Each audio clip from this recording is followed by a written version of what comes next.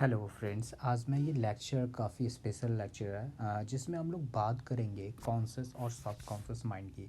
जैसे कहा जाता है कि लोग गॉड पे बिलीव करते हैं, आखिर गॉड है या नहीं है, ये यूनिवर्स आखिर चल कैसे रहा है, आखिर ये यूनिवर्स घूम कैसे रहा है। मैं अभी बोल रहा हूँ, आपसे बातें कर रहा हूँ, तो मतलब कि मेरे में कोई बैटरी नहीं लगी है कि मैंने ऑन किया और मैं चलना शुरू कर दिया। मतलब कि कोई ना कोई ह्यूमन पावर है जो हमें और आपको और इस पूरे यूनिवर्स यानी कि इस ब्रह्मांड को चला रही है। और इस ब्रह्मांड को चला रही है मतलब कि कोई ना कोई एक ताकत है, और उसी ताकत को हम लोग भगवान का एक नाम देते हैं, एक गॉड का नाम देते हैं। आज का जो लेक्चर होगा जिसमें मैं ये आपको दिखाने की कोशिश करूँगा कि गॉड और साइंस ये दोनों का मिक्सचर होके आखिर ये यूनिवर्स चल कैसे रही है। ठीक है, और काफ़ी मज़ेदार होने वाला है, तो एक छोटा सा वीडियो प्लीज़ इसे देखना पूरा आप। तो यही लिखा है द की और सक्सेस ऑफ लाइफ, आप पाते कैसे हो। एक्चुअली जो ये माइंड होता है ये कॉन्शियस माइंड और सब कॉन्शियस माइंड के रूप में बटा रहता है। ठीक है, जैसे कि देखा जाता है कि 10% हमारे कॉन्शियस माइंड होते हैं और 50 to 60% सब कॉन्शियस माइंड होते हैं और 30 to 40% सुपर सब कॉन्शियस माइंड होते हैं। ठीक है, तो देखा जाए तो ये कॉन्शियस माइंड और सब कॉन्शियस माइंड और ये सुपर कॉन्शियस माइंड, राइट। तो हम लोग ओनली 10% ही अपने माइंड का यूज़ कर पाते हैं। करेक्ट, यदि आप आइंस्टाइन की भी थ्योरी देखोगे तो उसमें भी उन्होंने कहा है कि we are only use the 10% of our mind. तो आखिर 90% का हम लोग यूज क्यों नहीं कर पाते? क्योंकि हम लोग वहाँ तक पहुँच ही नहीं पाते, और बहुत सारी कारण होती है कि हम लोग वहाँ पे नहीं पहुँच पाते हैं। तो आखिर क्या ऐसी वजह है जो हम लोग उस सब कॉन्शियस माइंड यानी कि सुपर कॉन्शियस माइंड तक पहुंच पाए, और उस भगवान, उस गॉड, उस ब्रह्मांड को हम लोग क्या कर पाए, फील कर पाए। ठीक है, यहाँ देखो, आप एक माउंटेन की एक पिक देख रहे हो, ये क्या है, आपका समुद्र है। आप जानते हो कि समुद्र में जो होता है उसका 1/3 पार्ट यानी जो होता है वो सिर्फ छोटा सा ऊपर पार्ट दिखता है, और उसका 60 to 40% पार्ट जो होता है वो क्या होता है, समुद्र के नीचे होता है। क्योंकि टाइटैनिक मूवी में भी आप देखोगे, जो टाइटैनिक टकराया था, जहाज़ जो टकराई थी, क्यों, क्योंकि वो जो आइसबर्ग था नीचे वो दिखा नहीं था, जिसकी वजह से टकरा गई थी। तो हमारा भी जो माइंड है ना वो छिपा हुआ है, जो एक्टिव नहीं है, वो एक्टिव नहीं है हमारा माइंड, राइट। तो हमें उसे एक्टिव करना पड़ेगा, तब अब सुपर कॉन्शियस यानी कि सब कॉन्शियस माइंड को हम लोग एक्टिवेट कर पाएंगे। जैसे कि भगवान बुद्ध, ब्रह्म, जो उस चीज़ों को देख पाए, उस चीज़ों को फील कर पाएँ, तो हम भी उस चीज़ों को फील कर सकते हैं। लेकिन क्यों आखिर नहीं कर पाते हैं, हम उनसे अलग क्यों हैं, हमारे में ऐसी क्या कमी है? देखो, बहुत सारी वजह हैं जिसे मैंने यहाँ पे पॉइंट आउट करने का कोशिश किया है। जैसे reason of divert of our mind, हम अपने माइंड को क्यों नहीं शांत कर पाते हैं। यदि हम लोग देखें तो जहाँ भी बैठते हैं तो माइंड इधर उधर भागने लगता है, हम चीज़ों के बारे में सोचने लगते हैं। तो ज़्यादा सोचना, जब आप ज़्यादा चीज़ों के बारे में सोचने लगते हो, अपने परिवार के मामलों के कारण, समाज की वजह के कारण, प्यार की वजह के कारण, शिक्षा के कारण, करियर की चिंता, दिमाग में हमेशा आपको क्या करेगा, एक आवाज़ सुनाई देते रहेगा। खुद को दूसरे से हम लोग क्या करते रहते हैं, कंपेयर करते रहते हैं। हमारा हेल्थ को लेकर टेंशन होता है, शारीरिक पीड़ा के कारण। ये सब एक ऐसी नॉर्मल वजह है जिसकी वजह से हम लोग अपने माइंड को एक जगह कंसंट्रेट नहीं कर पाते, हम उस चीज़ों को फील नहीं कर पाते। तो आखिर हम लोग क्या करें? मतलब आप परिवार छोड़ दो, घर छोड़ दो, आप पहाड़ पे बैठ जाओ तो क्या हमारा माइंड एक कॉन्शियस माइंड हो जाएगा? नहीं। तो आखिर क्या ऐसी वजह हम लोग करें कि हम उस चीज़ों को फील कर पाए अपने फैमिली के भी साथ रहते हुए?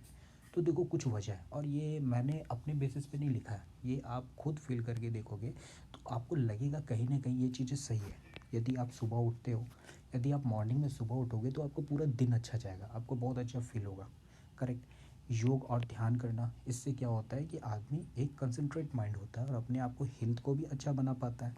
ईश्वर की पूजा करना, देखो, ईश्वर यानी कि फ़ोटो की पूजा करना, बहुत सारी चीज़ों को लेके इस पर भी बहस करते हैं, इससे क्या मुझे मिलेगा, भगवान होता नहीं है। नहीं, इससे पॉजिटिव माइंड होती है हमारी। आप धूप जलाते हो, अगरबत्ती जलाते हो, सुबह उठते हो, पूजा करते हो, तो हमारा माइंड कहीं ना कहीं एक तरफ कंसंट्रेट रहता है, आप अच्छा सोचते हो। ठीक है, फिर क्या होता है, सकारात्मक विचार यानी कि पॉजिटिव थिंकिंग। कभी भी क्या करेंगे हम लोग, निगेटिव थिंकिंग को नहीं करेंगे।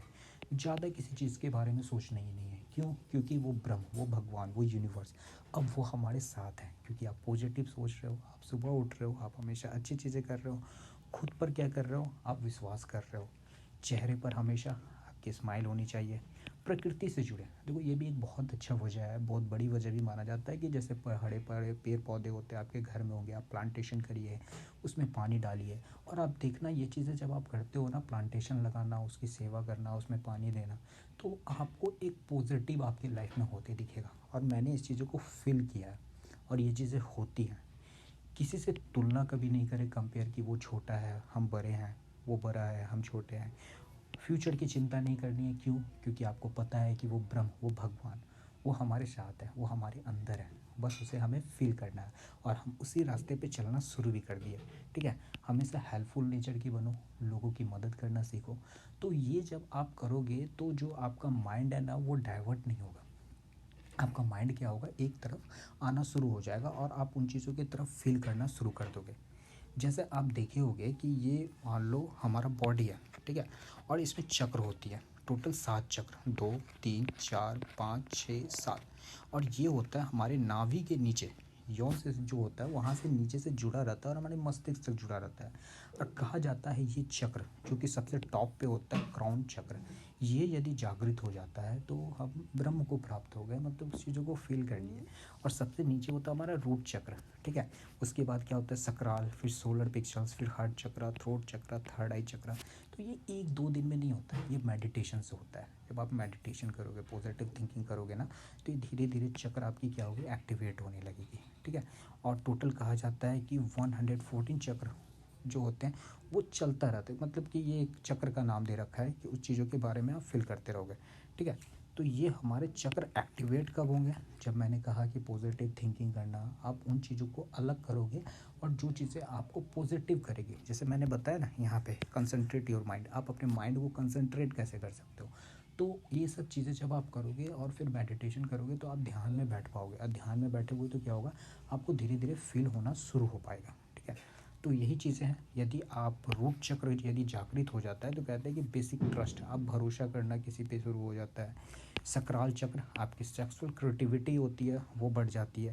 कहा जाता है सोलर प्लेक्चर चक्र जब होता है तो विजडम पावर, आप पढ़ने में धीरे धीरे तेज हो जाते हैं, आप चीज़ों को भूलते नहीं हैं।